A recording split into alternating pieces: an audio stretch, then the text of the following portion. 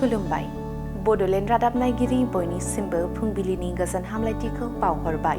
दिनै 27 नभेम्बर 2024 इं मायथाइनि सानसेनि फानजामुथियाव थानाय राशिफोरखौ फरायथिनो लाबाय। मेष राशि। गोबाव समनिफ्राय गोग्लैसोनानै थानाय सावस्रिया गाहाम फारसे फैगोन। गोसोबादि जाग्रा आदार जानो हागोन। देहायाव बोलो फैगोन। वृष राशि। अहंकार सानस्रिया गोसोआव जायगा लागोन। इसोरखौ फुजिनो रोङै जागोन। गावखौनो सोदांनाया गाहाम। मिथुन राशि। साना गाज्रि जानो हागौ। नखरनि थासारिया गुलाय गुजाय जानो हागौ। सानै हयै थिरांथा लानाया गाहाम। कर्कट राशि। नखरनि थाखाय मोजां हाबा मावनो हागोन। बिमा बिफानि बोर मोनगोन। फंबायनि गोसो गोजोन खालामनो हागोन।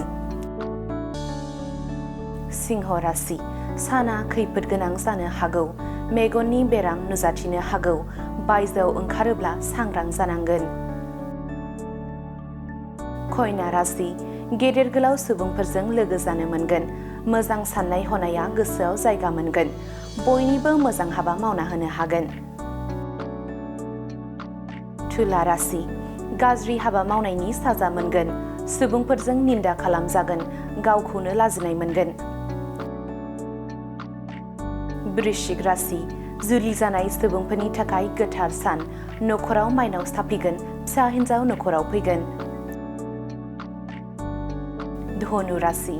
आनजाद होनायाव उथ्रिसारनो हागोन। गामिनि सुबुंफोरा बयबो बाख्नायगोन। नखराव गोजोननि थासारि फैगोन। मकर राशि। साना गाहाम नङा।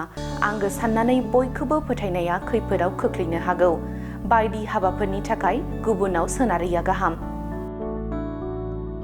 कुम्भ राशि। आखाइ गोलाव सुबुंजों अनसायजागोन। जिउ राहा दानानै लानो हागोन। गोबावनि ऋण लानायखौ सुख'नो हागोन। मीन राशि। साख्रियाव बिबान जौगानो हागौ। गोब्राब नाजानायनि फिथाइखौ मोनफुंनो हागोन। गोसोआ रंजाखांगोन। दिनैनि राशि फरायथिनाया एसेनोसै। बेजों लोगोसेनो दिनैनि साना बुहुमनि साफ्रोमबो सुबुंफोरनि थाखाय गाहाम जाथों। बेनि थाखाय बड'लेण्ड रादाब नखरनि जानानै इसोरनि खाथियाव आरज गाबनाय थाबाय। गोजोन्थों।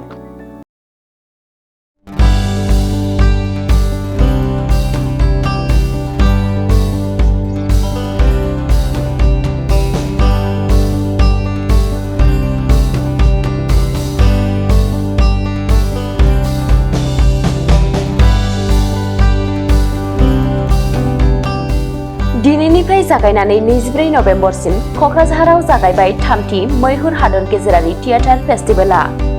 थांनाय बोसोराव बिटिआर खुंथायनि हेफाजाबजों खुंबोबाय थानाय बायदिनो देग्लायबो बिटिआर खुंथायनि सिनेमा एन्ड थियेटार बिफाननि हेफाजाबाव क'क्राझार लोरगि थियेटार ग्रुपनि बानजायनायजों क'क्राझारनि सान्दामारियाव थानाय बड'फा कालचारेल कमप्लेक्सआव दिनै 21 नभेम्बरनिफ्राय 24 नभेम्बरसिम सानब्रैनि हाबाफारिजों थामथि मैहुर हादर गेजेरारि थियेटार फेस्टिभेलआ जागायबाय।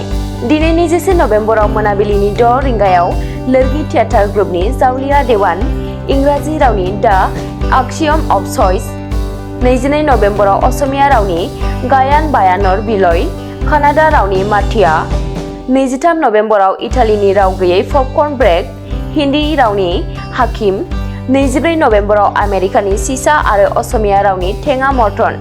बे गासै मोनदाइन नायजाबफोरखौ लानानै खुंनो लानाय थामथि मैहुर थियेटार फेस्टिभेलआ दिनैनिफ्राय जागायबाय। बेनिखायनो हारिमु अनसायग्रा थुनफावथाय नायनो मोजां मोनग्रा नोंथांमोनहा दिनैनिफ्राय बाहागो लाहैनानै बेसेन होआलासे नायनो हागोन थामथि मैहुर हादर गेजेरारि थियेटार फेस्टिभेलखौ।